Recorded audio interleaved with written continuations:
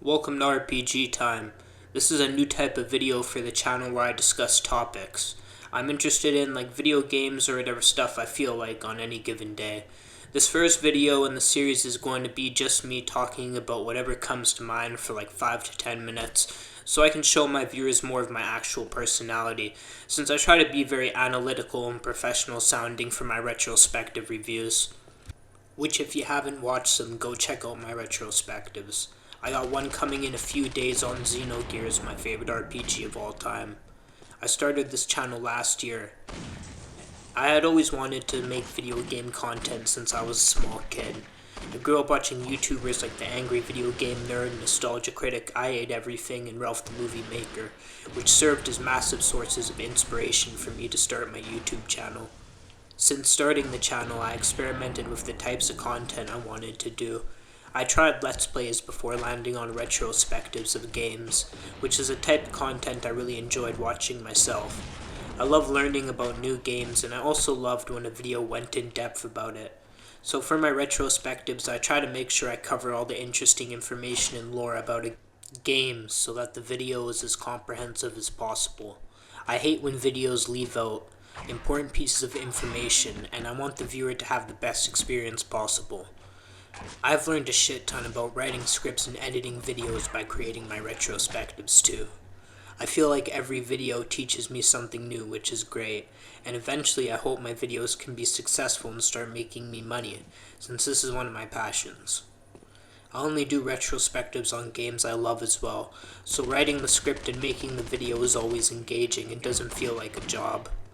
My two favorite genres are horror and RPGs, especially PS1 Squaresoft RPGs, which I love. I'm currently collecting them all as well, specifically the ones that came out on PS1 in North America, and I have 17 out of 25 currently. I also have a goal of beating and doing a video on every one of these Squaresoft PS1 games too. The Xenogears video is the first of these videos on Squaresoft games, with many more to come. After Xenogears, I'm going to do a retrospective on the horror game Obscure too, since Xenogears was a massive game that took months to finish a video on, while Obscure is very short, so it will be quick and easy.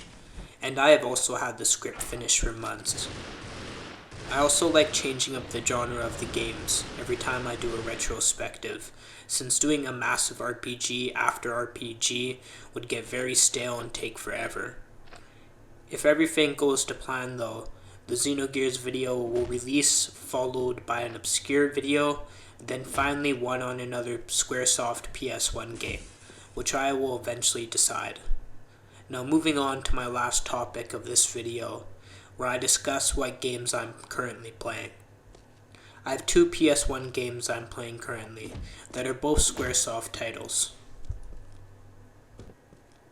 The first one is a well-known title, Final Fantasy VIII. I beat 7 before this and wanted to jump into 8. It's been great so far, but it feels a lot different than 7. I just finished the part where you get back from the island to help take back the city. I still need to play more of the game to have a fully formed opinion on it though. But so far the systems are alright. The junction mechanic was definitely a unique idea. The other game is a lesser known and my favorite out of the two right now, Parasite Eve 2.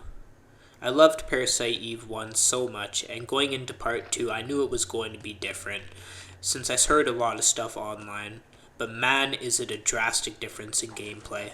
The first game is a horror RPG, while the second game is a horror game with some RPG elements, like stats and XP. It's a very unique horror game and was ahead of its time in a lot of ways. I'm way farther into the game than Final Fantasy VIII. I can say that the story definitely isn't as strong as Part 1's, but the gameplay, especially the combat, is well done. The game isn't like other survival horror games where combat is discouraged. It's quite the opposite. You need to kill enemies to get XP, magic points, and money to buy weapons with. It's an interesting take on the genre and I enjoyed it. You also get a map with the enemy locations highlighted too, which is useful. Despite the combat being a lot of fun, the game is extremely difficult. It's pretty easy to die unless you're using the right weapons and spells, plus the enemies hit so damn hard. The boss fights too are so goddamn difficult.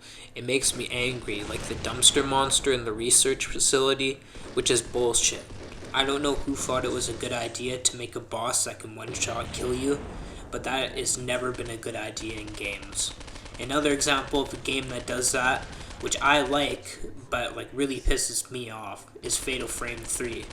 Specifically the final boss, which is brutal, and has that same gimmick of the boss having a specific move that's a one-shot kill.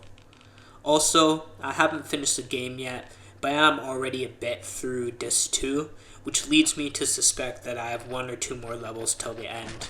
So I have a theory that the game is really difficult to make up for the fact that the game isn't very long. But once again, I haven't actually finished the game, and I'm still in the research facility level. I also don't have much to say about the story yet, since like I said, I didn't finish the game, and the story is still very much needing explanation. I think it's one of those games where you don't know much of what's happening until the game chooses to reveal it to you, probably later in the second act. But so far, it's a great game. Now, that's about it for the first episode of RPG Time Talks to you about cool stuff. Leave your feedback in the comments and stay tuned for upcoming retrospectives.